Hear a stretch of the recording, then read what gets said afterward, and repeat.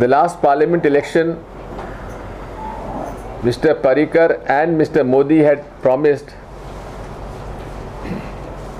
giving Goa a status of special status for the state of Goa, giving tax concessions. Ever since they have come to power, this is almost 2 years now in Delhi, 18 to 19, 20 months in Delhi.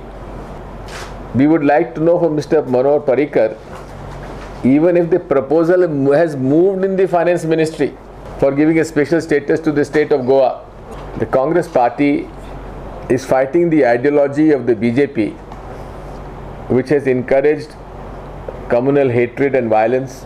Mr. Parrikar is acting like a de facto chief minister, and the defense minister is spending more time in Goa than in Delhi. I am told a camp office of the defense minister has also started in Goa, which is quite unheard of.